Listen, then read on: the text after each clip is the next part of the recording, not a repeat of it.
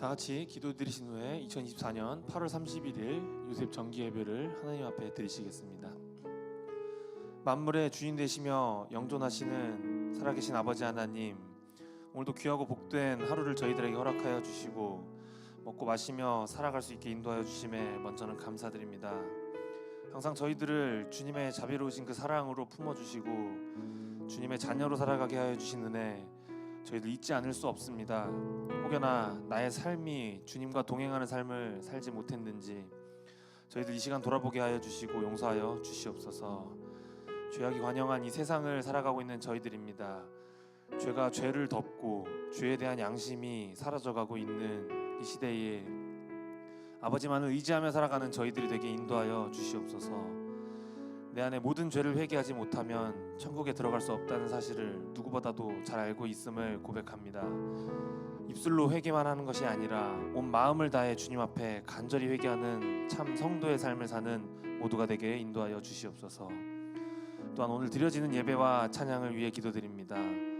드려지는 예배가 아버지 앞에 거룩한 예배, 참된 예배가 되게 하여 주시고 예배를 통해 나의 과정과 삶이 회복됨으로 믿음의 가정이 세워지고 또한 찬양과 기도를 통해 아버지 앞에 영광 돌리며 내 마음에 곡조 있는 기도가 되어서 주님 앞에 진실되게 즐거이 찬양함으로 나의 심령이 치유받는 귀한 은혜의 찬양이 되게 역사하여 주시옵소서.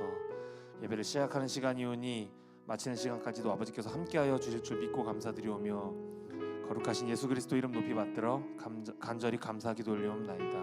아멘.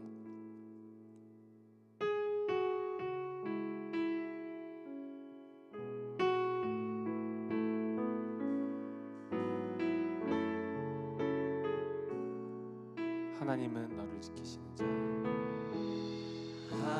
하나님은 너를 지키시는 자. 너의 우편에 그늘 되시니 낮의 해와 밤의 달도 너를 해치 못하리. 하나님은 너를 지키시는 자. 너의 환난을 면케 하시니 그가 너를 지키시리라. 너의 출입을 지키시리라. 눈을 들어 산을 보아라. 눈을 들어 산을 보아라. 너의 도움 어디서 오나. 천지 지으신 너를 만드신 여호와께로. 다시 한번 눈을 들어 산을 보아라. 눈을 들어 산을 보아라. 너의 도움 어디서 오나. 천지 지으신 너를 만드신 여호와께로다.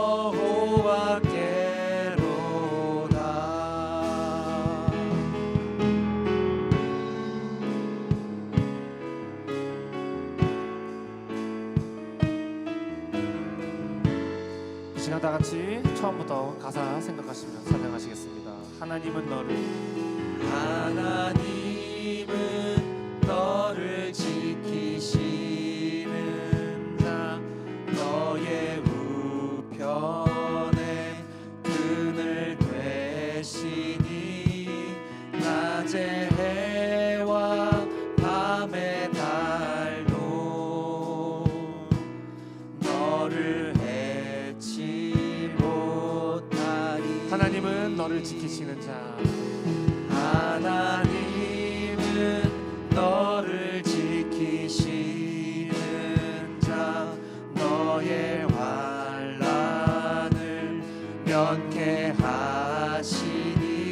그가 너를 지키시리라. 너의 주님을 지키시리라. 눈을 들어 산을 보아라. 눈을 들어 산을 보아라.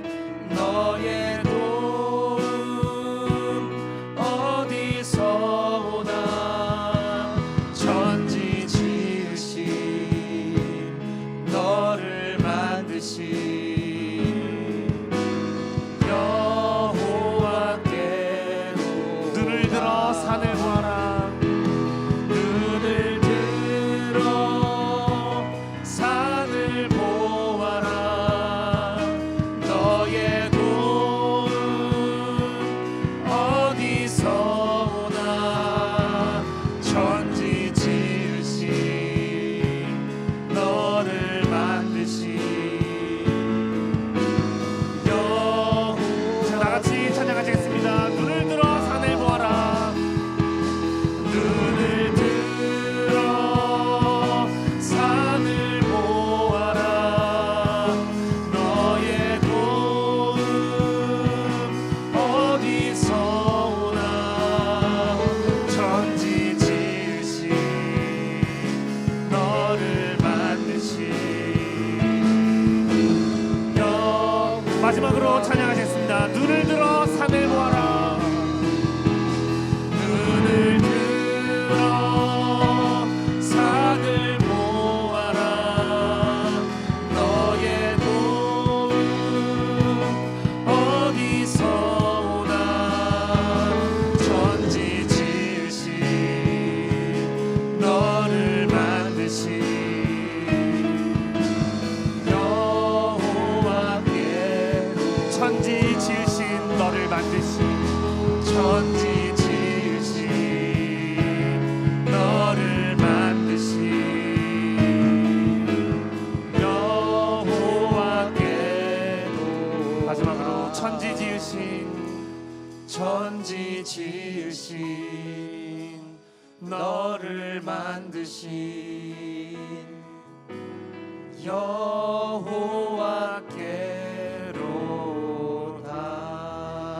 하나님 영광의 박수 올려드리시겠습니다. 할렐루야, 할렐루야. 네, 사람마다 아주 사소한 거라도 근심과 걱정 없는 사람은 없을 것 같습니다. 제가 요즘 일을 하면서 사람들과 오고 가며 대화하면서 느낀 것이 하나가 있는데, 사람들의 얘기를 들어보면 그 근심 걱정이 전부 비슷한 맥락으로 돈과 인간관계에서 오는 근심 걱정들이었습니다. 결국 내 안에 말씀이 없고 기도가 없으면 모든 것이 공허해지고 돈을 쫓아가고 사람을 의지하게 된다는 것을 다시 한번 깨닫게 되었습니다. 그래서 우리 각자도 늘 근심과 걱정 없이 말씀만을 의지하는 삶을 살게 해달라고 기도하시는 우리 모든 요셉들 각자가 되시기를 간절히 소망하면서 다 같이 감사함으로 힘차게 찬양하시겠습니다.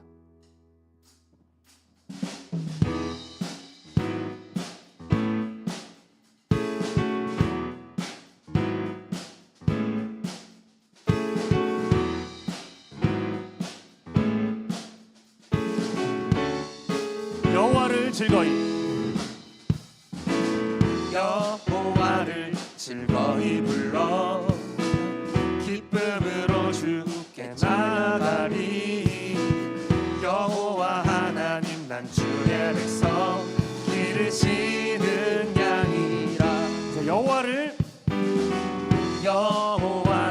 즐거이 불러 기쁨으로 주께 나가리. 여호와 하나님 난 주의 백성 기르시는 양이라. 처음부터 찬양하시겠습니다. 여호와를 즐거이 불러 기쁨으로 주께 나가리. 여호와 하나님 난 주의 백성 기르시는 양이라. 여호와를 즐거이, 여호와를 즐거이 불러 기쁨으로 주께 나가리.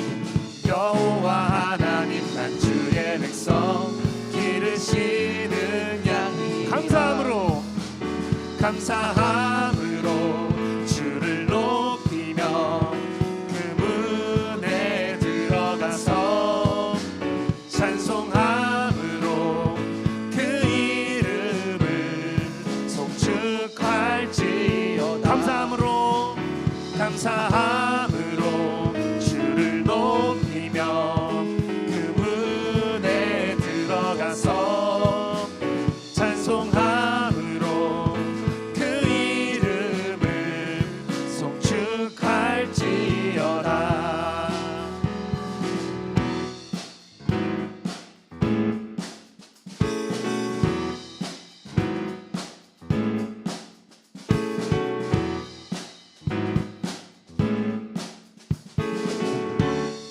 처음부터 찬양하시겠습니다. 여호와를 즐거이.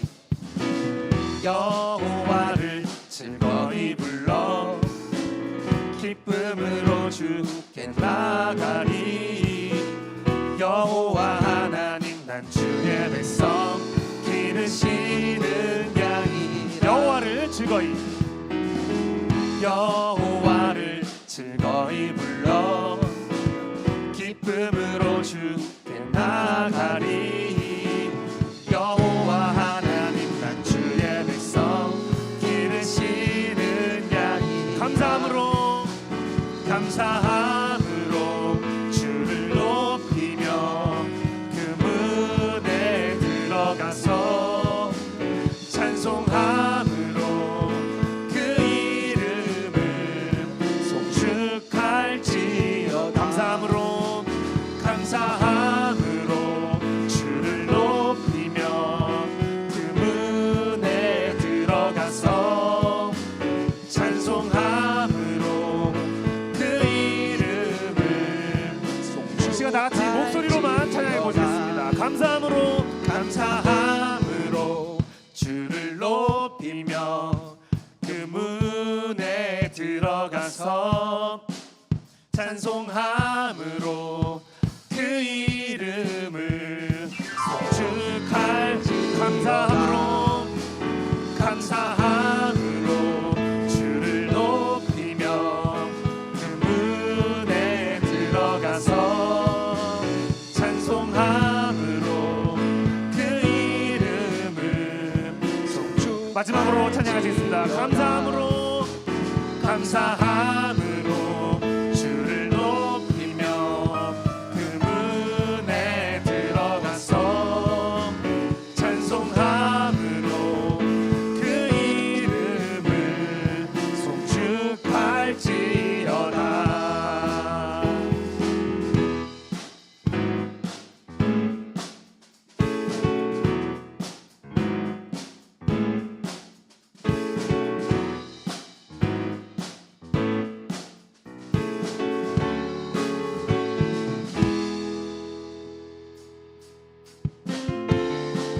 다시 이 시간 죄에서 자유를 얻게 한번 찬양하시겠습니다. 죄에서 자유를. 죄에서 자유를 얻게 하는 보혈의 능력. 주의 보혈 시험을 이기는 승리되니 참 놀라운 능력이로다. 주의 보혈. 주의 보혈 능력이 또다. 주의 피 믿으오. 주의 보혈 그 어린 양의 매우 긴 육체의 정욕을. 육체의 정욕을 이기는 보혈의 능력. 주의 보혈 정결한 마음을 얻게 하니 참 놀라운 능력. 주의 보혈 능력이 또다. 주의 피 믿으오. 주의 보혈 그 어린 양의 매우 귀중한. 목소리 높여 눈보다 더 희게. 보다 더 희게 밝히는 것 보혈의 능력. 주의 보혈 부정한 모든 것 밝히시니 참 놀라운 능력이로다. 주의 보혈 능력이 또다. 주의 피 믿으오. 주의 보혈 그 어린 양의 매우 4절 구주의 복음을. 구주의 복음을 전할 제목 보혈의 능력.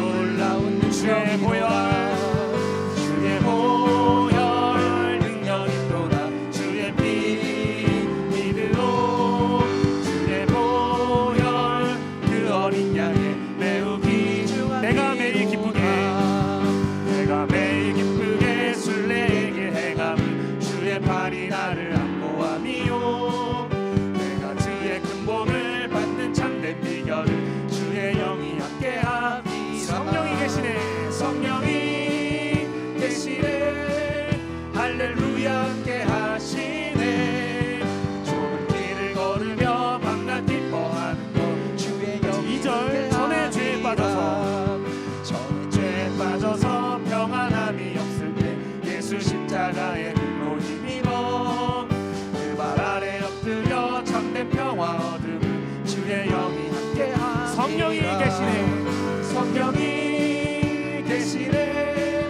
할렐루야 함께 하시네 좁은 길을 걸으며 밤낮 기뻐하는 것 주의 영이 함께하니라 나와 동행하시고 나와 동행하시고 모든 염려하시니 나는 숲의 새와 같이 기쁘다 내가 기쁜 마음으로 주의 뜻을 행하는 주의 영이 함께함이 성령이 계시네. 성령이 계시네 할렐루야 함께 하시네 좁은 길을 걸으며 밤낮 기뻐하는 것 주의 영이 4절 찬양하시겠습니다. 세상 모든 욕망과 세상 모든 욕망과 나의 모든 정욕 십자가에 이미 못을 박았네 어두운 밤이 지나고 무거운 짐 벗으니 주의 영이 함께함이 성령이 계시네. 성령이 계시네 할렐루야 함께 하시네 좁은 길을 걸으며 밤낮 기뻐하는 것 주의 영 성령이 계시네. 성령이 계시네 할렐루야 함께 하시네 좁은 길을 걸으며 밤낮 기뻐하는 것 주의 영이 함께 함이라 하나님께 영광의 박수 올려드리시겠습니다. 이 시간 몇 가지 기도 제목 나누시고 통성으로 기도하는 시간 갖도록 하겠습니다. 첫째로 나라와 민족을 위해서 기도하시겠습니다. 대한민국의 경제와 안보 그리고 대통령을 비롯한 모든 위정자들이 하나님 뜻에 합당한 방향으로 이 나라 대한민국을 이끌어갈 수 있도록 기도하시겠습니다. 두 번째로는 교회를 위해서 기도하시겠습니다. 교회가 힘든 시기에 있습니다. 하루속히 교회가 정상화되어서 구속사 말씀 전진에 방해가 되는 모든 어둠의 세력들이 물러갈 수 있도록 기도하시겠습니다. 그리고 마지막으로 요셉 선교회를 위해서 기도하시겠습니다. 요셉 선교회의 부흥과 두 분의 교역자님 그리고 임원단 그리고 개인과 가정의 모든 문제를 위해서 기도하시겠습니다. 특별히 다음 주는 31차 요셉 정기총회가 있습니다. 새롭게 출발하는 31대 임원단과 정기총회 위해서 같이 뜨겁게 기도하시겠습니다. 다 같이 아름다우신 찬양 부르시고 아멘 할렐루야 삼창하신 후에 통성으로 기도하시겠습니다.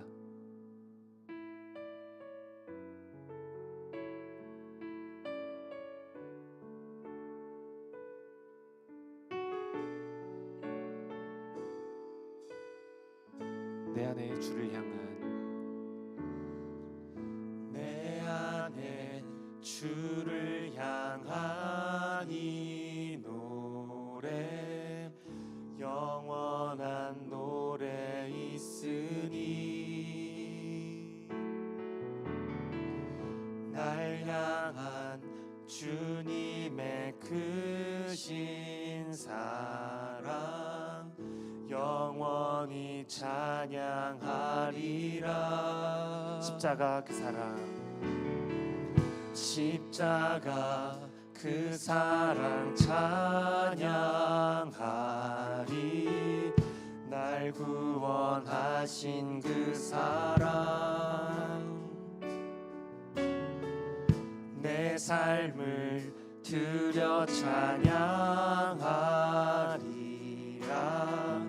놀라우신 주의 사랑 영원히 찬양하리라. 영원히 찬양하리라. 아름다우신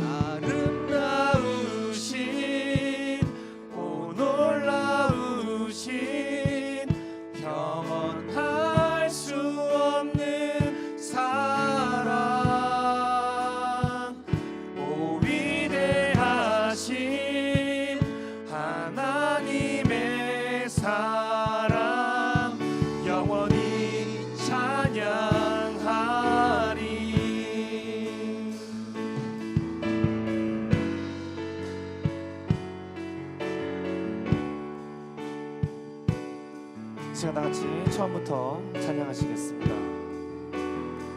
내 안에 주를 향한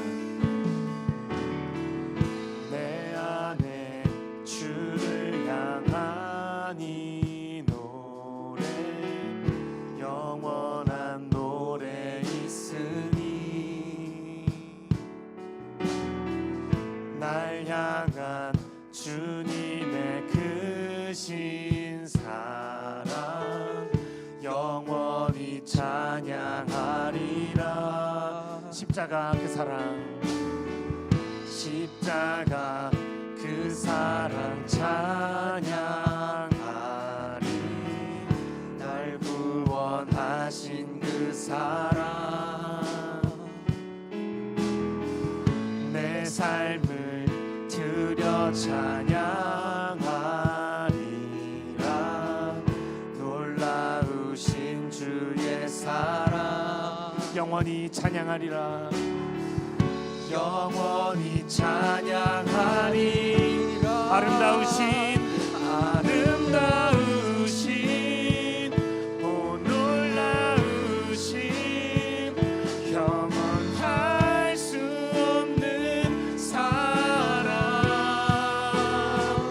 오 위대하신 하나님의 사랑 영원히 찬양. 다시 한번 아름다우신 오 놀라우신 영원할 수 없는 사랑 오 위대하신 하나님의 사랑 영원히 찬양. 주와 같은 분은 없네. 주와 같은 분은 없네. 이 세상 그 누구도 주와 같은 분은 없네. 누구도 이길 수 없네. 다시 한번 주와 같은 분은 없네. 이 세상 그 누구도 주와 같은 분은 없네. 누구도 이길 수 없네. 아름다우신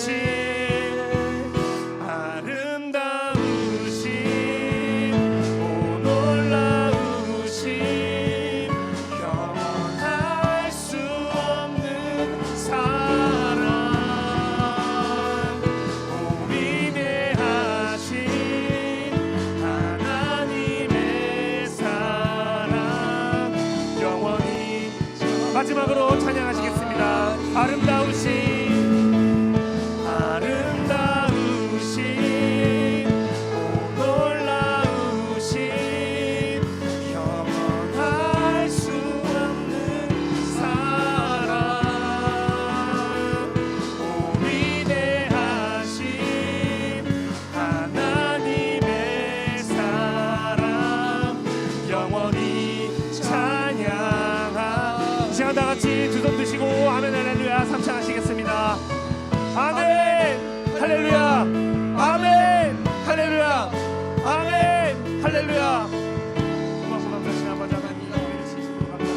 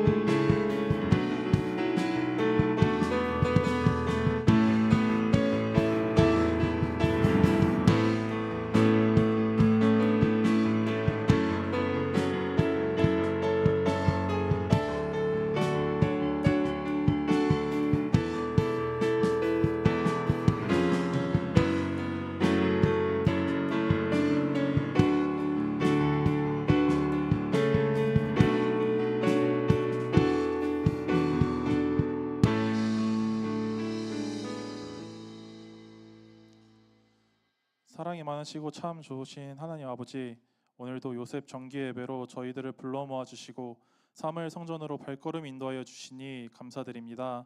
날마다 새로운 하루하루를 허락하여 주시는 아버지께 감사하는 요셉 회원들 되게 하여 주시옵소서. 하지만 저희는 부족한 인간이온지라 말씀에 순종치 못하였던 순간들이 너무나도 많고 하나님 보시기에 부끄러웠던 순간들이 있었습니다. 이 시간 저희들 다윗이 침상을 눈물로 적시면서 회개한 것처럼 나와 간절히 기도하오니 저희들의 죄를 아버지 등 뒤로 넘겨주시사 다시는 기억치 않는 은혜를 허락하여 주시옵소서. 날마다 구속사 말씀 마음판에 새기며 살아갈 수 있는 모두 되게 하여 주시옵소서. 먼저 나라 민족을 위해 기도드립니다. 현재 한반도는 남북으로 분열되어 서로 대립된 이념으로 인하여 다툼이 일어나고 있는 가운데 있습니다. 공산주의 사상은 하나님을 부정하고 오히려 하나님을 믿는 자들을 핍박하고 멸시하고 있습니다. 하루속히 공산주의 체제가 무너짐으로 북에 있는 하나님의 자녀들도 교회에 나와 예배를 드릴 수 있도록 인도하여 주시옵소서. 또한 대한민국의 모든 위정자들이 하나님의 말씀을 앞세우며 나라를 이끌어 나가는 리더가 되게 하여 주시옵소서. 두 번째로 평강제일교회를 놓고 기도드립니다. 현재 교회가 너무나도 어수선한 가운데 많은 법정 소송들이 진행되고 있습니다. 모든 일들은 하나님께서 주관하시오니 하나님이 작정하신 모든 일들이 선한 방향으로 나아가도록 인도하여 주시옵소서. 교회가 하루속히 회복되고 구속사 말씀이 온 세계에 전파되므로 열방이 춤을 추며 평강제일교회로 몰려드는 귀한 역사 허락하여 주시옵소서. 세 번째로 요셉 선교회를 놓고 기도드립니다. 먼저 요셉 선교회 두 분의 교육자님, 홍승희 목사님, 이영수 전도사님 하시는 모든 목회 사역 피곤치 않도록 건강을 허락하여 주시고 말씀 전하는 데에 방해물이 없을 수 있도록 인도하여 주시옵소서. 또한 다음 주는 31차 정기총회로 진행되는 가운데 있습니다. 이제 임기를 마치는 30대 임원단은 유종의 미를 거둠으로 큰 은혜를 받아 누릴 수 있도록 인도하여 주시고 새롭게 시작하는 31대 임원단은 기도로 준비함으로써 새롭게 1년을 하나님께 감사함으로 봉사하는 임원단 되게 하여 주시옵소서. 마지막으로 각자 각지고 나온 기도 제목들 놓고 기도드립니다. 건강, 경제적 상황, 사람들과의 문제 등으로 인해 힘들고 지친 요셉 회원들이 있사오니 그들의 마음을 어루만져 주시고 위로하여 주시사 가지고 있는 모든 걱정 근심을 하나님께 놓고 맡김으로 항상 감사가 넘치는 요셉 회원들 되게 하여 주시옵소서. 오늘 홍승희 목사님 말씀 증거하시는 가운데 있습니다. 이 시간 귀한 말씀 한 글자도 놓치지 않고 마음판에 새김으로 새롭게 시작하는 일주일도 하나님의 말씀으로 충만한 하루하루가 되게 하여 주시옵소서. 아뢰지 못한 것들 많사오나 하나님께서 다 이미 알아주시고 옳은 길로 인도하여 주실 것을 믿고 감사드리오며 사랑이 마신 예수 그리스도의 이름을 받들어 감사 기도드리옵나이다. 아멘.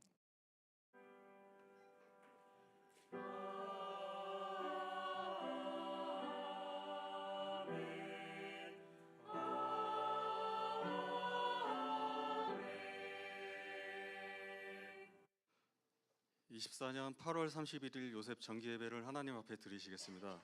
오늘 은혜 나누실 성경 말씀은 말라기 4장 5절에서 6절, 마태복음 17장 12절입니다. 말라기 4장 5절에서 6절, 마태복음 17장 12절 봉독하겠습니다. 보라, 여호와의 크고 두려운 날이 이르기 전에 내가 선지 엘리야를 너희에게 보내리니 그가 아비의 마음을 자녀에게로 돌이키게 하고 자녀들의 마음을 그들의 아비에게로 돌이키게 하리라. 돌이키지 아니하면 두렵건대 내가 와서 저주로 그 땅을 칠까 하노라 하시니라. 마태복음 17장 12절. 내가 너희에게 말하노니 엘리야가 이미 왔으되 사람들이 알지 못하고 임의로 대화하였도다. 인자도 이와 같이 그들에게 고난을 받으리라 하시니 이는 하나님의 말씀이니라. 아멘.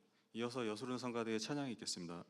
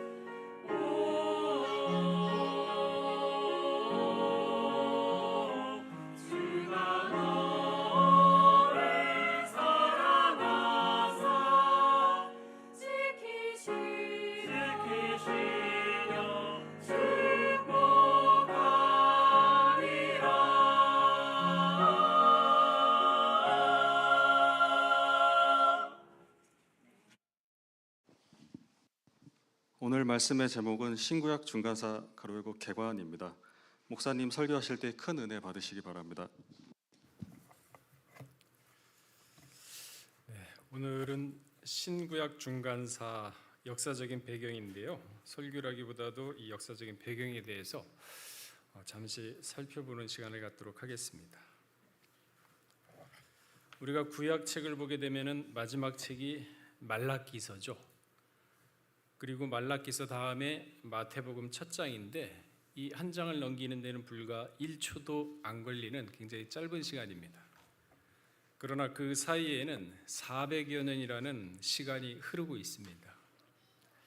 이 시기를 역사적으로 신구약 중간사 또는 중간기라고 표현을 하고 있습니다. 그러니까 이 신구약 중간기에는 강대한 왕조들의 교체가 있었고 또한 유럽의 판도가 두 차례나 바뀌었습니다. 그리고 유럽과 아시아 국가들 사이에 국경선이 아주 커다랗게 변모했으며 또한 새로운 문화들이 이 400년이라는 시간 동안에 출현하기도 했습니다. 우리가 이 신구약 중간사에 관심을 갖는 이유는 구약 성경의 마지막 책이 말라기인데 말라기의 배경은 분명 페르시아 제국이었어요. 그런데 신약 성경 마태복음은 자연스럽게 그 배경이 로마 제국으로 바뀌어 있습니다. 그러니까 신구약 중간기에는 페르시아 제국으로부터 시작해서 260여 년의 역사를 가진 헬라 제국, 그리고 유대의 마카비 혁명, 하스몬 왕조, 그리고 헤롯 왕조, 그리고 로마 제국의 유대 통치 내용이 들어 있습니다. 그러나 이 내용은 성경에 기록이 안 돼 있어요.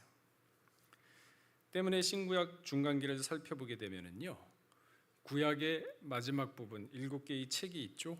다니엘, 에스라, 학개, 스가랴, 에스더, 느헤미야, 말라기의 배경이 되는 페르시아 제국과 헬라어로 번역된 구약 성경인 70인경, 그러니까 이 70인경이 전 세계적으로 퍼져나갈 수 있었던 계기가 바로 헬라 제국이 있었기 때문에 가능했던 거죠.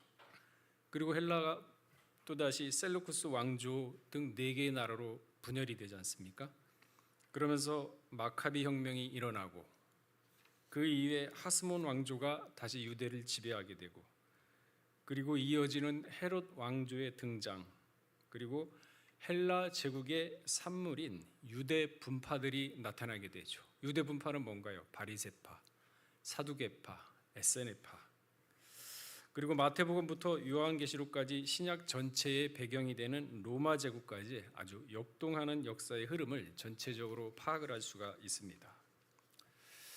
주전 8세기 북이스라엘은 아수르에게 멸망을 당합니다. 주전 6세기 남유다는 바벨론에게 멸망을 당했죠. 그리고 북이스라엘은 아수르의 혼합 정책에 의해서 사마리아인이라는 혼혈족으로 새롭게 태어납니다. 남유다 백성들은 포로가 되어서 바벨론으로 끌려갔죠. 바벨론은 여러 나라 사람들이 끌려와 있는데, 포로로 끌려와 있는데 남유다 사람들을 구분하기 위해서 유대인이라는 표현을 썼습니다. 이때부터 유대인이란 단어가 등장을 하기 시작하는 거죠.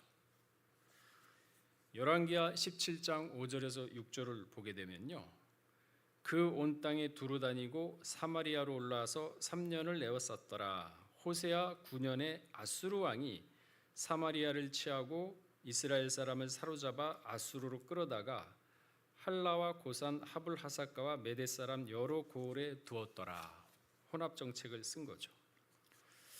여기 왕하 17장에 보게 되면은 아수르 왕이라고 표현되고 있는데요, 이 아수르 왕은 누구냐? 살마넷의 5세입니다.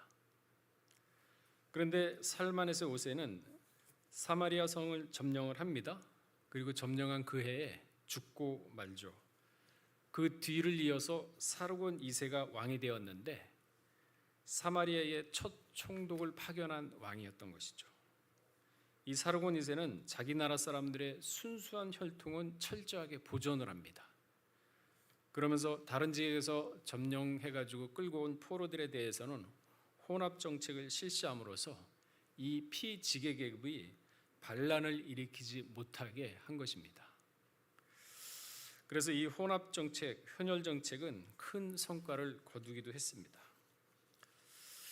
이때부터 사마리아 사람들은 아브라함의 후손이라는 자부심은 사라지죠. 혈통이 섞여 버렸으니까. 이방인의 피가 섞여 버렸으니까. 그리고 같은 동족인 유대인으로부터 이방인보다 더 못한 짐승의 취급을 받게 되죠. 그래서 요한복음 4장 9절에 보게 되면은요, 유대인과 사마리아인들의 반목의 내용을 엿볼 수가 있는데 제가 읽어보겠습니다. 사마리아 여자가 가로되 당신은 유대인으로서 어찌하여 사마리아 여자 나에게 물을 달라 하나이까 하니 이는 유대인이 사마리아인과 상종치 아니함이러라 그랬습니다. 이처럼 사마리아인이라는 말 속에는 경멸과 멸시, 무시의 의미를 담고 있습니다. 그러니까 유대인들이 쟤네는 이방인들하고 피가 섞인 애들이야. 아브라함 후손이 아니야. 상종할 사람들이 아니야. 쟤네가 살고 있는 땅은 밟지도 마 하면서 돌아갔어요. 아수리 혼합 정책으로 완전히 사람 취급을 못 받는 그러한 사마리아인들이 되었습니다. 근데 우리가 이 역사를 통해 알 수 있듯이 이 사마리아인이 된 것은 모두 그들의 잘못의 결과였습니다. 200여 년 동안 여로보암 이후 19명의 왕들은 다윗의 길이 아닌 한결같이 여로보암의 길로 행했다고 했거든요. 왕과 백성은 또한 우상을 음란하듯이 섬겼다 그랬습니다. 하나님이 보낸 사자들 엘리야, 엘리사, 아모스, 호세아 등등 이 선지자가 그렇게 목에 피를 토하면서 외쳤건만 기전에 듣지도 않았죠. 그러자 하나님은 엘리사 선지를 통해서 북이스라엘의 오므리 왕조를 갖다가 끝장을 내버립니다. 그리고 새로운 왕조인 예후 왕조를 열어주었지만 예후 역시도 다윗의 길이 아닌 여로보암의 길을 답습을 했습니다. 결국은 호세아 선지자가 마지막 경고의 회개에도 불구하고 기회를 잡지 못해서 결국은 아수리에 의해서 멸망에 이르게 된 것입니다. 전적으로 자기들의 잘못. 수많은 선지자들을 보내고 수많은 말씀을 선포하고 수많은 회개의 기회를 주었지만은 본인들이 다 거절을 했거든요. 그 결과가 사마리아인이 되었던 것이죠. 이처럼 신약 시대에 이르러서도 유대인과 사마리아인들의 반목과 갈등은 아주 극에 달해 있었습니다. 이를 해결하기 위해서 헤롯 왕이 있죠. 헤롯 왕은 10명의 부인 가운데 그중 한 명을 사마리아 여인으로 택했습니다. 그러나 이도 시류를 거르지 못하고 유대인과 사마리아인들의 갈등은 더욱더 커져만 갔죠. 그러나 이 문제를 해결한 분은 누구냐면은 예수님입니다. 예수님이 와서 그 실마리를 풀게 되는데 예수님은 사마리아인에게 대한 굉장한 안타까움과 또한 사랑을 나타내면서 설교 말씀 중에 사마리아인을 언급을 하는 것을 볼 수가 있습니다. 강도를 만난 사람을 도와준 선한 사마리아인 얘기가 나오죠. 대낮에 물길러 온 사마리아 여인과의 대화를 통해서 관심과 애정을 보이면서 새로운 길을 열어두신 겁니다. 예수님은 사마리아인들을 버리질 않았어요. 끝까지 책임지고 이끌어 주셨습니다. 그리고 마지막 유언 때도 유언이라기보다도 승천하시기 전에 직전에 사마리아인에 대해서 염두를 하시고 하신 말씀이 있거든요. 또한 사도행전 1장 8절에 보게 되면은 오직 성령이 너희에게 임하면은 너희가 권능을 받고 예루살렘과 온 유대와 사마리아 땅 끝까지 이르러 내 증인이 되리라 하시니라. 사마리아를 유대인과 예루살렘과 같은 반열에 올려놓으면서 복음이 거기에도 전파하라, 전파시켜라. 본인들의 잘못으로 이렇게 됐음에도 불구하고 그럼에도 불구하고 끝까지 사랑하셔서 끌어주는 예수님의 모습이죠. 그러니까 복음이 세계로 전파될 때 사마리아도 그냥 통과하지 않고 그냥 비껴가지 않고 반드시 사마리아를 거쳐서 가게끔 예수님이 발판을 마련해 놓으신 거죠. 그 결과 어떻게 됐습니까? 사도행전 8장 5절에서 8절을 보게 되면요, 빌립이 사마리아의 말씀을 전파하는 장면이 나옵니다. 빌립이 사마리아 성에 들어가 그리스도를 백성에게 전파하니 무리가 빌립의 말도 듣고 행하는 표적도 보고 일심으로 그의 말하는 것을 쫓더라. 많은 사람에게 붙었던 더러운 귀신 들린 크게 소리를 지르고 나가고 또 많은 중풍병자와 안증뱅이가 나으니 그 성에 큰 기쁨이 있었더라. 예수님의 말씀대로 사마리아에도 복음이 전파되고 안증뱅이가 일어나고 귀신이 나가고 그야말로 복음의 맛을 볼 수가 있었던 것이죠. 자, 다시 돌아와서요. 이 유대인들은 새로운 제국 페르시아의 지방화 정책으로 인해서 이제 예루살렘으로 돌아가라는 귀환하라는 허락을 받게 되는 것이죠. 이는 바벨론 포로 70년 만에 귀환을 맞이하게 되는 것입니다. 그러나 모든 유대인들이 이 귀환에 동참을 한 것은 아닙니다. 70년이란 기간 동안에 바벨론에서 자리를 잡고 경제적 안정을 누리게 된 유대인들도 상당수 많았다고 합니다. 이 안정적인 생활과 경제적인 토대 위에서 예루살렘으로 귀환하지 않은 사람들도 굉장히 많았다고 합니다. 이들은 생각 이상으로 바벨론에서 굉장히 부유한 생활을 하고 있었던 것이죠. 70년 동안 힘들게 자리 잡은 터전을 버리고 폐허가 된 예루살렘으로 선뜻 돌아가기가 결코 쉬운 일은 아니었을 것입니다. 그러나 분명히 하나님은 돌아가라 그랬거든요. 그러니까 자신의 현재 위치를 하나님의 말씀보다 더 중하게 여겼던 사람들이죠. 그러면 이 예루살렘으로 돌아가지 않는 사람들은 어떻게 됐을까요? 페르시아에 남은 유대인들은 이 신구약 중간기 동안에 페르시아를 거쳐서 헬라가 들었죠. 이 헬라 제국의 변동을 겪으면서 소아시아, 그러니까 안디옥, 다마스쿠스, 리디아, 프리기아, 에베소, 페르가문, 사대 등으로 흩어져서 살게 됩니다. 그러니까 유럽과 근동 지역으로 전 세계로 퍼져서 살게 되죠. 이들은 각 지역에 살면서 예루살렘 성전에 가지 못하는 대신에 자기가 살고 있는 지역마다 마을에 회당을 짓고 거기에서 예배를 드리고 율법 공부를 하면서 살아왔던 것입니다. 이들을 우리가 뭐라고 합니까? 디아스포라 유대인이라고 하죠. 그러니까 모세한테 하나님이 명령을 하신 게 너희가 내 말씀을 순종치 않고 나의 율법과 규례를 따르지 않는다면 내가 너희를 열방 중에 흩으리라 하고 분명히 예언을 했는데 그 흩어진 이 사람들이 바로 디아스포라 유대인들이요. 전 세계적으로 다 흩어져 버렸죠. 이후 로마 제국이 들어서고 여행 자유화가 이루어지면서 1년에 3차례 예루살렘 성을 방문할 수 있는 기회가 주어졌습니다. 이때 그냥 오는 것이 아니라 자신이 일하면서 벌었던 돈을 11조를 모아가지고 예루살렘에 헌물로 바쳤기 때문에 이들의 그러한 헌물로 인해서 예루살렘이 활성화되는 그러한 계기가 되었고 이들이 바로 그러한 주역들이 되었습니다. 이처럼 신구약 중간기 400년 가운데 260여 년에 해당하는 헬라 제국은 헬레니즘 문화를 전 세계에 퍼뜨리면서 또한 헬라어 사용을 강요하게 됩니다. 이때 히브리어 성경이 헬라어 번역인 70인역으로 출간되면서 전 세계적으로 퍼져나가 성경의 세계화가 이 헬라 시대에 이루어집니다. 이 70인역이 번역될 당시에 유대 본토 지식인들에게 있어서 헬라어를 유창하게 구사는 할 수 있었지만은 일반 민중 사이에서는 히브리어는 이미 죽은 어가 돼 버렸어요. 전부 헬라어를 사용하다 보니까 히브리어 자체를 잃어버렸습니다. 그러니까 학자들, 이런 율법사들 외에는 헬라어를 구사할 수 있는 능력을 갖지 못했습니다. 당시 헬라어와 근동 공토어인 아람어가 있었는데 이게 공통적으로 같이 사용하고 있었습니다. 또한 이 헬라 제국이 등장하면서 이 유대에는 여러 분파들이 발생을 하게 되죠. 사두개파, 바리새파, 에세네파 등이 그것입니다.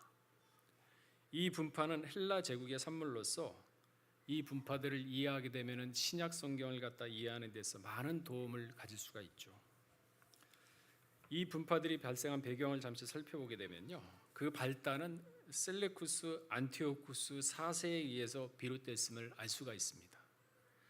안티오쿠스 4세는 적 그리스도의 상징적인 인물이죠. 마지막 때 적그리스도의 상징적인 인물처럼 비유가 되고 있는데, 이 안티오쿠스 4세가 행한 그 행위가 얼마나 하나님을 대적하는 행위였는지, 그 행위가 얼마나 심하고 악독했는지 마지막 때 적그리스도가 이렇게 할 것이라고 보여주는 인물이 안티오쿠스 4세죠. 이 안티오쿠스는 할례, 안식일 준수, 율법 준수 등 모든 일체 예배 행위를 갖다 금지시켰습니다. 그리고 유대교를 극심하게 탄압을 했죠. 심지어는 제우스 신상을 하나님의 성전에 갖다 놨어요. 그리고 그 성전을 갖다가 하나님의 성전이 아니라 제우스 신전이라고 부르게 했습니다. 나가서 유대 곳곳에 제우스 신상을 세우고 많은 율법책을 다 불태워버렸습니다. 거기에 대해서 반항하는 유대인들은 가차없이 사형을 시키고 목을 치기도 했습니다. 그리고 유대인들의 모든 것들은 다 버리고 헬라화하지 않는 것들은 불법으로 간주를 해버렸어요. 온갖 학대와 비인간적인 고문을 가하다가 끝내 결국은 사형을 시키는 무시무시한 공포 정책을 이 안티오쿠스는 펼쳤던 것이죠. 그러나 이 와중에도 신앙을 지키기 위해서 순교한 자들이 많았다 그랬습니다. 그들에 대한 기록이 히브리 11장 35절에서 38절에 기록을 하고 있습니다. 제가 읽어보겠습니다. 여자들은 자기의 죽은 자를 부활로 받기도 하고, 또 어떤 이들은 더 좋은 부활을 얻고자 악형을 받되 구차히 면하지 아니하였으며, 또 어떤 이들은 희롱과 채찍질 뿐 아니라 결박과 옥에 갇히는 시험도 받았으며, 돌로 치는 것과 톱으로 켜는 것과 시험과 칼에 죽는 것을 당하고, 양과 염소의 가죽을 입고 유리하여 궁핍과 환난과 학대를 받았다니, 이런 사람은 세상이 감당치 못하도다. 저희가 광야와 산중과 암열과 토굴에 유리하였더라. 그 핍박이 얼마나 큰지 사람을 톱으로 썰어요. 칼로 목 치는 거는 예사고, 돌을 들어가지고 사람을 쳐 죽이고, 뭐 옥에 갇히는 거야 일상이고. 그러니까 이들이 어디로 숨었느냐? 토굴과 산중과 암열에 숨어서 그 공포 정치가 지나가기를 두려움에 떨면서 신앙을 지켰다고 히브리 11장에는 말씀을 하고 있습니다. 마지막 때도 이러한 순교자의 수가 차기까지 기다린다고 했는데, 그렇다면 순교자의 수가 언제 많이 차느냐? 마지막 시험 때, 환난 때, 전쟁 때 그 수가 찬다고 했지 않습니까? 자, 다시 돌아와서 주전 167년 12월 25일부터 164년 12월 25일까지 3년간 하나님의 성전에 세워진 제우스 신상, 그러니까 다니엘이 예언했죠. 멸망에 가증한 것이 거룩한 곳에 속한 것을 보거든. 그러니까 이러한 안티오쿠스 4세의 그러한 행위를 갖다 참지 못해서 하스몬 왕가는 마카비 혁명을 일으키죠. 그리하여 안티오쿠스 4세에 대항하여 결국은 성전을 탈환합니다. 예루살렘을 탈환하죠. 성전을 회복을 합니다. 그래서 마침내 주전 164년 12월 25일에 예루살렘과 성전을 회복하였고, 이를 기념하기 위해서 하누카, 봉헌이라는 뜻이죠. 수전절이 제정이 됩니다. 이처럼 안티오쿠스 4세의 탄압이 극심할 때 율법에 충실한 삶을 사는 유대인들이 있었는데, 하스몬가의 제사장 마타디아가 바로 그런 사람이었죠. 그러니까 대항을 해가지고 뺏을 수밖에 없었죠. 이 마타디아 제사장은 안티오쿠스가 제우스 신상에 대한 제사를 요구하는 사신을 보냈을 때 그걸 거부합니다. 안티오쿠스는 그냥 한 것이 아니라 자기 사신을 보내가지고 감동을 합니다. 제우스 신상에게 절을 해라, 돼지 피를 뿌려라. 그런데 그거를 마타디아가 거부를 하고 심지어 그 사신을 돌로 쳐 죽입니다. 그러면 보복이 두려우니까 어떻게 하느냐? 자기 있는 재산을 다 버리고 자기 5 아들과 어디로 가느냐? 백성들과 데리고 산으로 도망가 숨었습니다. 근데 이 안티오쿠스는 아주 야비한 사람이거든요. 그러니까 안식일에는 이 유대인들이 움직이지도 않고 저항하지 않는다는 사실을 알죠. 언제 공격하느냐? 안식일에 공격합니다. 그러니까 산에 공격해가지고 여자와 어린아이를 포함해서 1,000명 죽였다고 했습니다. 아주 잔인하고 야비한 자죠. 이처럼 안티오쿠스 박해 기간 중에 신앙을 지키기 위한 운동이 있었는데 바로 회개와 갱신을 위한 하시딤 운동 하는 종파가 바로 그것입니다. 이들은 마카비 일가와 손을 잡고 이 안티오쿠스를 몰아내는데 큰 힘을 보탭니다. 그러나 얼마 후 시간이 지나면서 이 마카비 가족과 뜻이 맞지 않게 되면서 자기의 지지를 철회를 하게 되죠. 이 과정에서 유대인은 세 개의 분파로 나눠지는데 그들이 봐도 사두개파, 바리새파, 에세네파죠. 먼저 사두개파를 살펴보게 되면요, 사두개파 사람들은 부유한 귀족층으로 구성이 되어 있습니다. 이는 예루살렘에서 막강한 세력을 가진 제사장 계급의 사람들과 그리고 돈 많은 상인들, 그리고 정부 관리들, 그리고 특수 계층에 있는 사람들이 모인 분파가 바로 사두개파이죠. 그러나 근본을 따지고 보면은 사두개파 사람들은 종교 단체라기보다는 어떻게 보면은 사회 고위층의 모임의 성격이 더 강하다고 볼 수가 있습니다. 수존절을 제정으로 본격적으로 세력을 키우기 시작한 사두개파 사람들은 헬레니즘을 숭상합니다. 헬레니즘 문화를. 하스몬 왕과 로마 제국과 결탁을 하죠. 그렇기 때문에 그 세력과 권력이 계속해서 예수님 당시에도 그들의 손에 있게 됩니다. 이들은 오직 모세 오경, 그러니까 창출, 레민, 신명기, 구약 성경의 앞에 5권의 책, 그 모세 오경의 권위만을 인정하고 그 외 다른 성경에 대해서는 거부를 하는 분파였습니다. 또한 사두개파들은 천사와 영의 존재를 믿지 않았어요. 부인했습니다. 하나님의 섭리 믿지 않았습니다. 또한 장로들의 유전 역시 이 사두개파는 인정하지 않았습니다. 그러니까 사도행전 23장 8절에 보게 되면요, 사두개인은 부활도 없고 천사도 없고 영도 없다 하고 바리새인은 다 있다 함이니라. 그러니까 굉장히 성격이 다릅니다. 바리새파하고는. 마태복음 22장 23절에도 보게 되면요, 부활이 없다 하는 사두개인들이 그날에 예수께 와서 물어 가로되, 그러니까 이게 종교 분파가 아니라 하나의 무슨 친목단체 같아요. 그런데도 제사장이며 권력, 세력을 붙잡고 있었던 그러한 분파였거든요. 그러니까 바울도 이러한 바리새파와 사두개파의 성격을 잘 파악을 하고 있었죠. 그러면서 자기가 위기에 당했을 때 바리새인들에게 호소를 하면서 그 위기를 유리하게 만드는 것을 볼 수가 있는데 그 장면이 사도행전 23장 5절에서 6절에 있죠. 제가 읽어보겠습니다. 바울이 가로되 형제들아 나는 그가 대제사장인 줄 알지 못하였노라. 기록하였으되 너의 백성의 관원을 비방하지 말라 하였느니라 하더니 바울이 그 한 부분은 사두개인이요 한 부분은 바리새인인 줄 알고 공회에서 외쳐 가로되 여러분 형제들아 나는 바리새인이요 또 바리새인의 아들이라. 죽은 자의 소망 곧 부활을 인하여 내가 신문을 받노라. 그러니까 자기에게 전하는 거는 예수 그리스도의 부활을 전하고 있는데 거기에 대해서 핍박이 오니까 그 중에 딱 군중들 몰려 있는 걸 보니까 바리새파도 있고 사두개파도 있습니다. 옷이 다르거든요.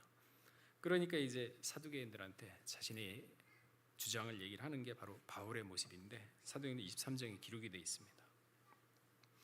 그러니까 이 사두개파는 메시아에 대한 대망, 메시아 바라지도 않습니다. 인정하지도 않았어요. 바리새파가 여기는 모든 것들을 다 부정을 하는 사람들이 사두개파입니다. 그렇다면 이 사두개파들이 예수님에 대해서는 어떻게 평가하고 있을까요? 예수님에 대한 평가는요, 예수님과 그 추종하는 자들을 위선자라고 평가를 했습니다. 이 사두개파들은. 그렇기 때문에 이들이 바로 예수님의 십자가 처형을 주도한 세력이었어요. 이들은 귀족들로 구성이 되어서 굉장히 폐쇄적인 집단이었습니다. 예루살렘 귀족의 일가 외에는 아무도 사두개파가 될 수가 없었습니다. 그러나 시간이 흘러서 주후 70년 예루살렘 성이 파괴되자 그때 사두개파도 종말을 고하게 됩니다. 신학자 찰스 파이퍼라는 사람이 있는데 그 사람에 의하면은 오늘날 유대교의 근원은 사두개파가 아니라 바리새파라고 합니다. 사두개파는 그때 다 없어졌거든요. 자, 그럼 바리새파는 또 어떠한 분파인가요? 그 효시와 기원에 대해서는 아무런 기록이 없습니다. 일반적으로 바리새라는 명칭은 구별되다 혹은 분리하다라는 뜻의 파라시에서 유래되었다고 합니다.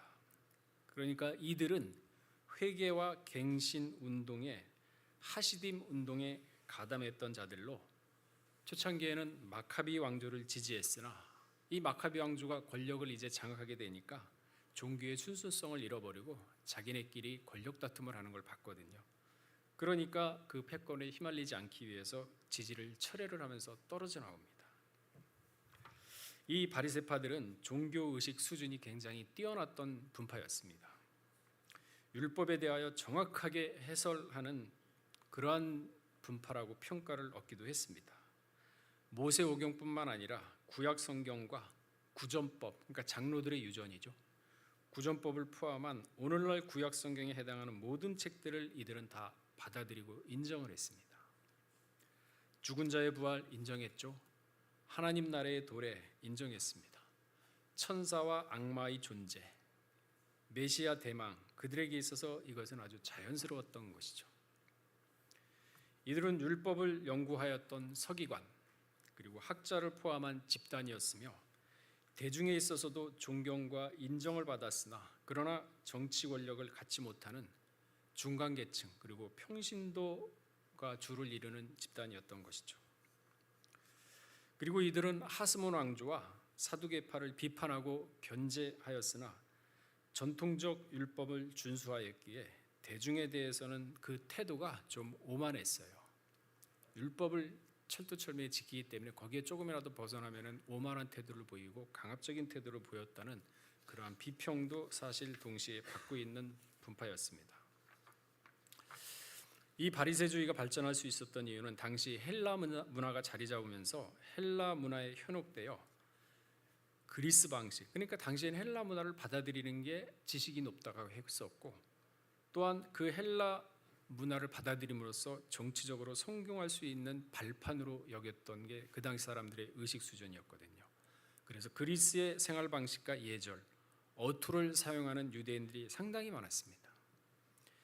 이처럼 헬라 문화에 의해서 자신들의 유대교 신앙이 도전을 받게 되자 이에 반발하여 나타난 집단이 아까 말씀드렸던 회개와 갱신의 하시딤 운동인데 이 하시딤 운동에 바리새파가 동참을 하고 유대 신앙의 근본을 지킬 수 있었던 중심부파로 자리 잡을 수 있었기 때문에 발전을 할 수 있는 계기가 되었던 거죠. 그러나 모세오경만을 성경으로 받아들이는 사두개파와 구약 성경 전체를 받아들이는 바리새파 간의 분쟁은 나라를 수년간 갈등으로 몰아넣고 결국은 내란까지 번지게 하는 역사까지도 사실 가지고 있습니다. 종교적 사상이 다르게 되면요, 융합은 거의 불가능합니다. 종교가 다르면요, 융합 못해요. 이슬람 받아들일 수 있을까요? 기독교가? 불교 받아들이나요? 절대 못 받아들입니다. 나름대로 개종을 해서 가는 사람도 있겠지만 강압적으로 해서 받아들이라고 하면 받아들일 수가 없죠. 마지막 때는 사상전쟁이라 그러거든요. 사상전쟁. 이념이 다르고 종교의 추구하는 목적이 다르므로 전쟁이 발생하게 된다는 거죠. 이슬람, 기독교, 천주교는 아브라함이라는 한 뿌리에서 출발하였지만 결국은 종교와 사상이 다르기에 언젠간 한 번은 전쟁으로서 그 종말을 교하게 되죠. 고린도서 11장 4절에 보게 되면요, 만일 누가 와서 우리의 전파하지 아니한 다른 예수를 전파하거나 혹 너희의 받지 아니한 다른 영을 받게 하거나 혹 너희의 받지 아니한 다른 복음을 받게 할 때는 너희가 잘 용납하는구나. 그러니까 이러한 사상이 왔을 때 경계를 하고 좀 이렇게 배타적으로 나갔어야 되는데 그러지 못하거든요. 받아들인답니다.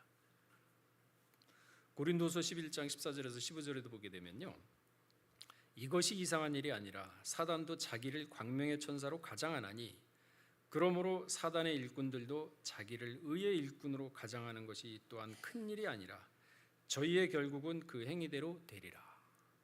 복음을 전파하는데 선하죠. 진짜 그 복음에 정통한 사람처럼 천사처럼 아주 진짜 이해가 쉽고 순하게 순수하게 가르치지만은 분별하는 영이었으면 받아들이게 된다는 거죠. 그러나 15절의 마지막에 뭐라 그랬습니까? 저희의 결국은 그 행위대로 되리라. 그러니까 자기가 받아들이고 자기가 결정하고 그 결과에 대한 책임은 자기가 져야 된다는 얘기거든요. 그래서 마지막 때는 영을 잘 분별해서 선악을 분별해야 된다는 얘기죠. 자, 그리고 또 에세나파를 잠깐 살펴보고 말씀을 마치겠습니다. 에세나파는 성경에 등장하는 분파는 아니지만 이들은 수도원적인 공동생활을 했던 것이 특징입니다. 이들은 산이나 동굴 속에서 은둔 생활을 하면서 성경을 연구하고 그리고 필사본을 만듭니다.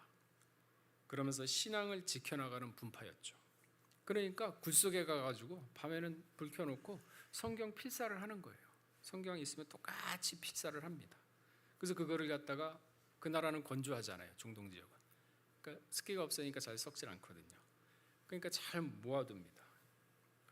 그러니까 사의 두루마리 사본이라고 1940 몇 년도에 발견한 거 있잖아요. 쿰란 동굴에서 발견되어 있는데 이 문서가 바로 에세나파와 관련된 문서라 이렇게 지금 보고 있는 것이죠.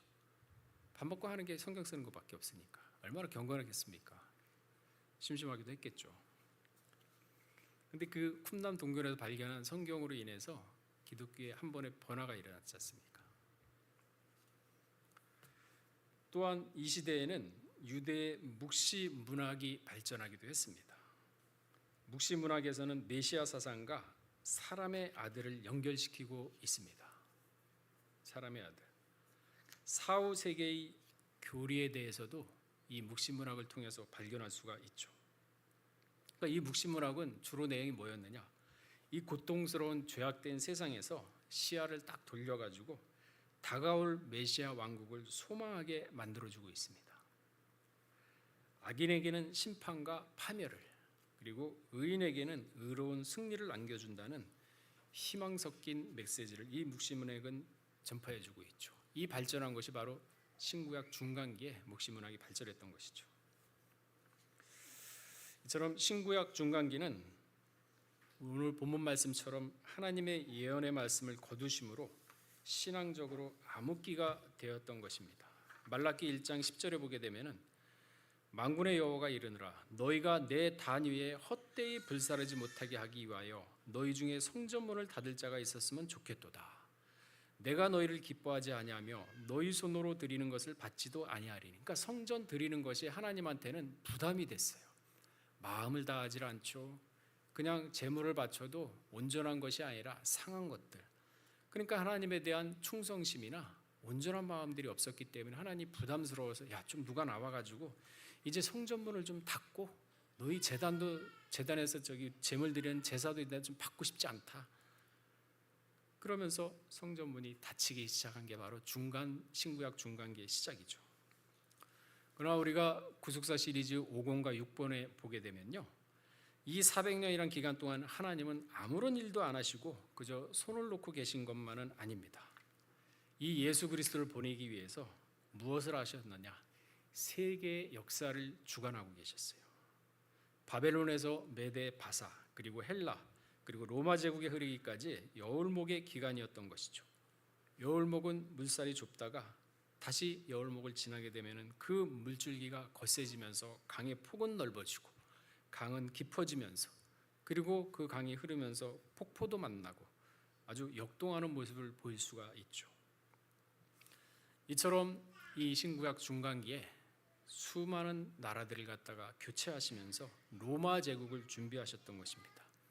그러면서 때가 되매 예수를 보내어 구원의 역사를 계속 이루어 나가신 것이죠.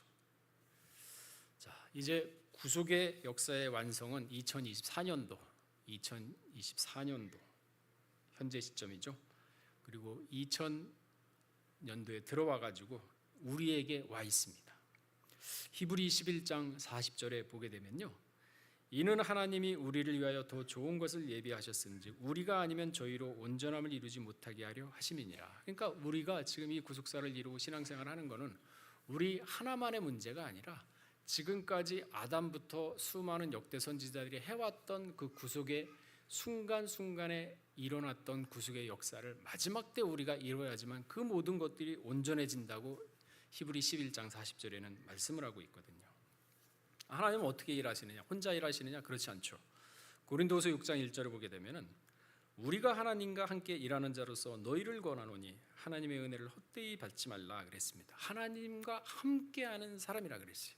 그러면 하나님이 절대 혼자 일을 안 하시는데 반드시 사람을 통해서 일을 하시거든요. 노아 그랬죠, 모세 그랬죠, 요셉 그랬죠, 야곱 그랬죠, 아브라함 그랬죠, 그리고 사도 바울 그랬죠. 예수님조차도 같이 일했지 않습니까? 육신으로 오셔가지고. 그러니까 하나님은 절대 혼자 일 안 하시고 사람과 같이 일을 하시는, 어떠한 사람하고 일을 하시냐? 하나님의 말씀을 동행하는 자, 말씀을 믿고 따르는 자하고 함께 하시지 말씀을 등한시하는 자하고 함께 하질 않으십니다. 그 마지막 때 우리가 하나님의 말씀을 따르고 하나님의 말씀을 동행하면서, 그러면서 하나님의 뜻이 무엇인가 하나씩 하나씩 일어나갈 때 하나님의 구속의 역사의 완성은 누가 이루느냐? 여러분 각자가. 시간이 되면서 이루어지는 게 아니죠. 각자. 왜? 하나님이 우리와 함께 일하시는 분이라고 했으니까. 그래서 시편 16편 3절에 뭐라고 얘기하고 있습니까? 땅에 있는 성도는 존귀한 자니 나의 모든 즐거움이 저희에게 있도다. 그러니까 땅에 있는 성도 여러분이죠. 각자 존귀하됩니다. 그러면서 하나님이 어떻게 하느냐? 즐거움이 다 있대요. 그 애 착 나면은 모든 즐거움이며 모든 신경이 애한테 다가 있잖아요. 그 얼마나 애가 사랑스럽고 얼마나 참 존귀합니까? 하나님이 그 이상이랍니다, 우리를. 근데 우리 스스로 자학하고 우리 스스로 삶이 힘들고 경제적으로 건강으로 어렵다고 해가지고 가정적으로 힘들다고 해가지고 스스로를 낮추고 자학하고 그럴 이유가 없다는 거죠. 하나님은 우리 한 사람 한 사람을 존귀하게 본다. 그리고 우리에게 즐거움이 있다고 분명히 얘기를 하고 있습니다. 마지막 때 우리 하나님의 심정을 헤아리고 하나님의 뜻을 알아서 여름날 시원한 냉수가 되어서 하나님을 시원하게 해드리는 우리 요셉 성교 모두가 되시기를 주의 이름으로 축원하겠습니다. 다 같이 기도하겠습니다. 살인하신 하나님 아버지, 신구약 중간기에 하나님께서는 말라기 선지자를 통해서 내 성전에 문을 닫았으면 좋겠다 하시면서 문을 닫으셨고 선지자의 메시지도 거두어 가심으로 400년 동안 암흑이라는 시간을 저희에게 허락하셨습니다. 그러나 하나님께서는 쉼이 없으시시 그 이면에서는 세계 역사를 주관하심으로 말미암아 바벨론에서 메데바사 헬라를 통해 다시 한번 마카비 혁명과 하스모 왕조를 통해서 그리고 로마 시대를 마련함으로 말미암아 때가 되어서 예수를 보내는 세계 역사의 발판을 마련했다는 사실을 오늘 짧은 시간이나마 살펴보았습니다.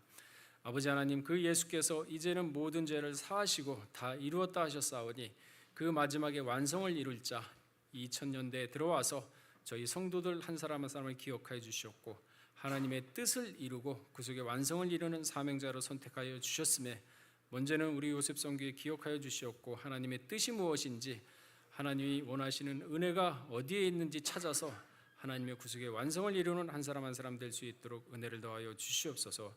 모든 말씀 빌고 나올 때 존귀하신 예수 그리스도 받들어 감사하며 기도를 드렸사옵나이다. 아멘. 크신 은혜 받으셨습니다. 다 같이 찬송가 370장 부르시면서 봉헌하시겠습니다.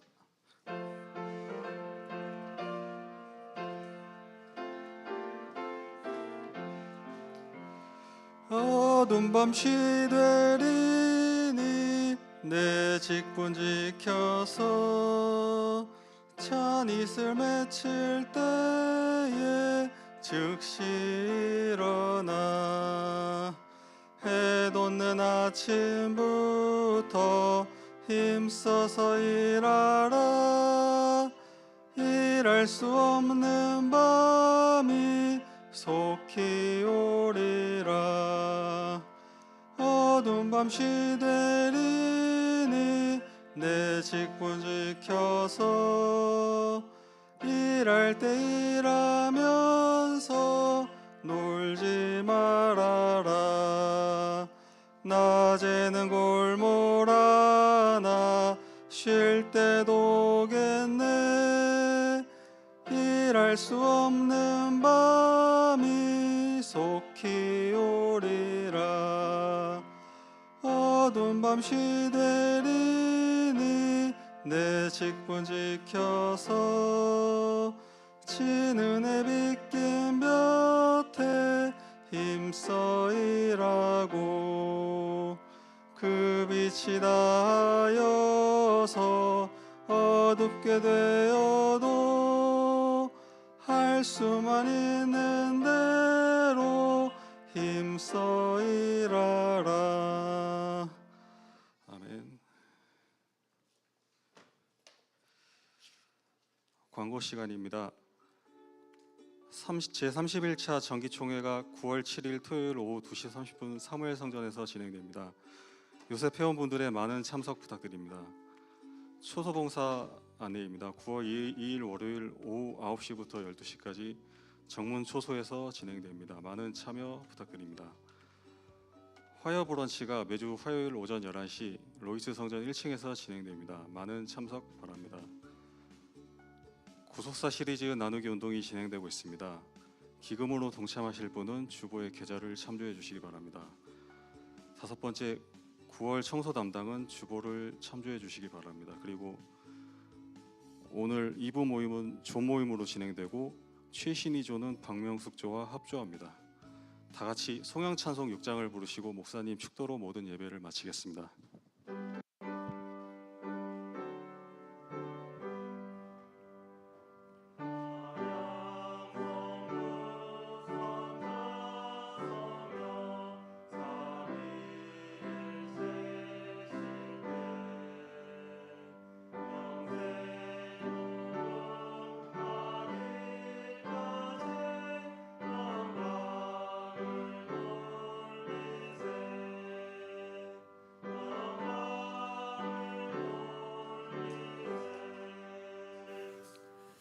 이제는 우리 주 예수 그리스도의 한없는 은혜와 아버지 하나님의 만극하신 사랑하심과 성령님의 감동, 감화, 내주, 충만하심과 역사하심이 우리 요셉 선교의 각 가정 머리에와 직장과 생업체와 나라와 민족과 교회 위에 이제부터 영원토록 함께 있을지어다.